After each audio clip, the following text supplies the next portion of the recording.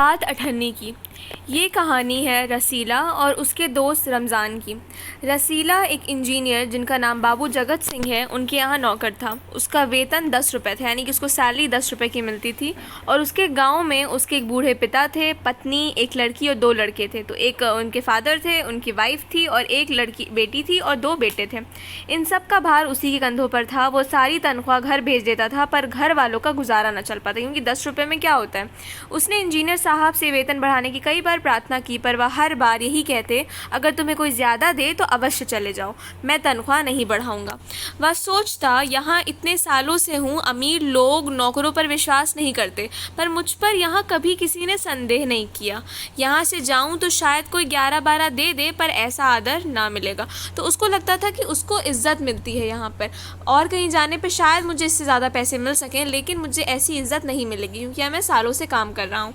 जिला magistrate Sheikh Salimuddin engineer बाबू के पड़ोस में रहते थे। अभी एक और हमारा कैरेक्टर आता है, शेख सलीमुद्दीन, जो कि जिला मजिस्ट्रेट है। उनके चौकीदार का ही नाम मियाँ रमज़ान था, और मियाँ रमज़ान और रसीला में अच्छी खासी दोस्ती थी। दोनों घंटों साथ बैठते थे, बातें करते थे। शेख साहब जो हैं, जो हमारे जिला मजिस्ट्रेट साहब हैं, इनको फलों का बहुत शौक़ था। तो रमज़ान जो उनका चौकीदार था, वो वहाँ उसको जाके फ़ल देता था रसीला को। और इंजीनियर साहब को मिठाई का शौक़ था, इसलिए रसीला रमज़ान को मिठाई देता था। एक दिन रमज़ान ने रसीला को उदास देखकर कारण पूछा। पहले तो रसीला छिपाता रहा, फिर रमज़ान से कहा, कोई बात नहीं है तो खाओ सौगंध, ठीक है। उसने कहा कि अच्छा ऐसी कोई बात नहीं है तो कसम खा जाओ। रसीला ने रमज़ान का हट देखा तो उसकी आंखें भर आईं कि कोई इतनी मोहब्बत से उससे पूछ रहा है। बोला, घर से खत आया है, बच्चे बीमार है और रुपया नहीं है, तो मालिक से पेशगी मांग लो। तो ये कौन कहता है? रमज़ान कहता है कि मालिक से पेशगी मांग लो, यानी कि एडवांस मांग लो। तो रसीला बताता है कि मेरे जो साहब हैं वो कहते हैं कि 1 पैसा भी नहीं दूंगा। रमज़ान ने ठंडी सांस भरी। उसने रसीला को ठहरने का संकेत दिया और आप कोठरी में चला गया। थोड़ी देर बाद उसने कुछ रुपए रसीला की हथेली पर रख दिए। रसीला के मुंह से एक शब्द भी ना निकला। सोचने लगा, बाबू साहब की मैंने इतनी सेवा की, पर दुख में उन्होंने साथ ना दिया। रमज़ान को देखो, गरीब है, परंतु आदमी नहीं देवता है, ईश्वर उसका भला करे। तो रमज़ान गरीब होते हुए भी उसकी मदद करता है। और बाबू साहब के इतने सालों से वो नौकरी कर रहा था, लेकिन उसने मदद नहीं की। रसीला के बच्चे स्वस्थ हो गए। उसने रमज़ान का ऋण चुका दिया। ऋण मतलब कर्जा चुका दिया। केवल 8 आने बाकी रह गए थे, यानी कि सिर्फ 50 पैसे बाकी रह गए थे। रमज़ान ने कभी भी पैसे ना मांगे, फिर भी रसीला उसके आगे आँख ना उठा पाता। एक दिन की बात है, बाबू जगत सिंह किसी से कमरे में बात कर रहे थे।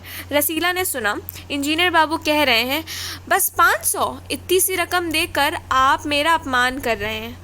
हुजूर मान जाइए, आप समझें आपने मेरा काम मुफ्त किया। तो यहाँ पर कुछ करप्शन चल रहा था, ठीक है, यहाँ पर रिश्वत ली जा रही थी।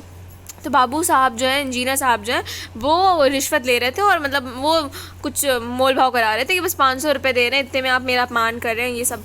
रसीला समझ गया कि भीतर रिश्वत ली जा रही है। सोचने लगा, रुपया कमाने का कितना आसान तरीका है। मैं सारा दिन मजदूरी करता हूँ, तब महीने भर बाद 10 रुपये हाथ आते हैं। वह बाहर आया और रमज़ान को सारी बात सुना दी। रमज़ान बोला, बस इतनी सी बात? हमारे शेख साहब तो उनके भी गुरु हैं। आज भी एक शिकार फंसा है, 1000 से कम तय ना होगा।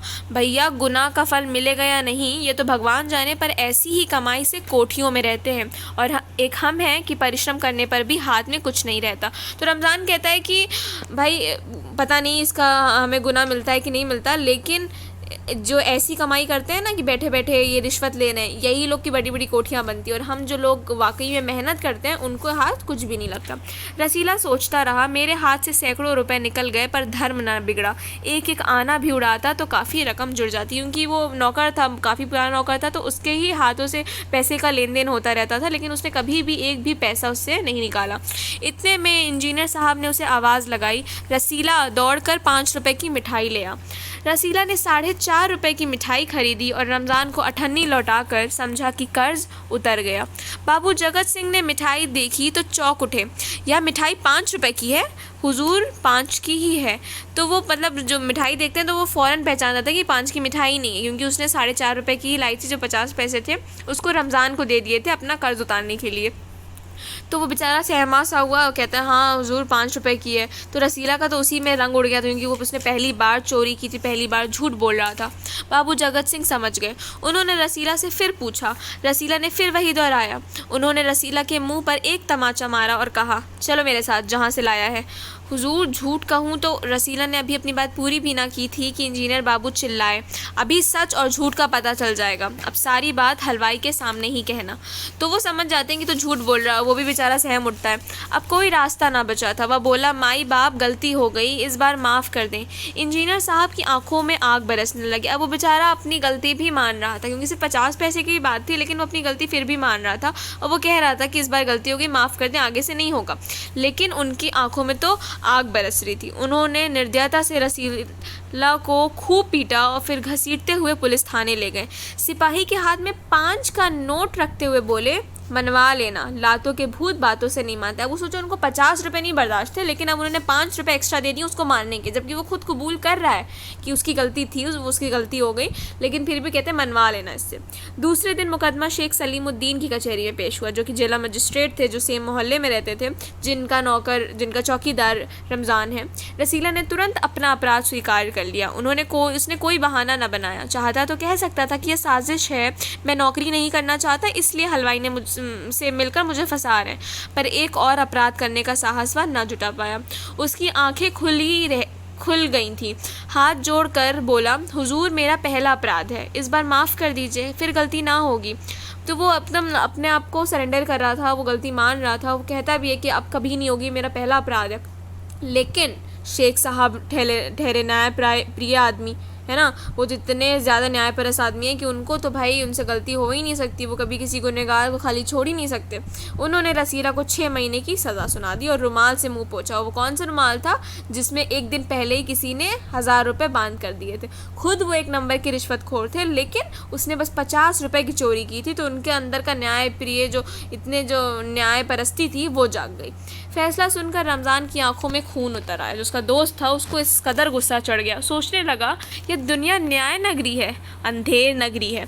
चोरी पकड़ी गई तो अपराध हो गया। असली अपराधी बड़ी बड़ी कोठियों में बैठकर दोनों हाथों से धन बटोर रहे हैं, उन्हें कोई नहीं पकड़ता। रमज़ान घर पहुंचा, एक दासी से पूछा, रसीला का क्या हुआ? 6 महीने की कैद। अच्छा हुआ, वह इसी लायक था। तो वो दासी कहती है अच्छा हुआ, वो इसी लायक का था। रमज़ान ने गुस्से से कहा, यह इंसाफ नहीं अंधेर है, सिर्फ एक अठन्नी की ही तो बात थी। रात के समय जब 1500 के चोर नरम गद्दों पर मीठी नींद ले रहे थे, अठन्नी का चोर जेल की तंग अंधेरी कोठरी में पछता रहा था।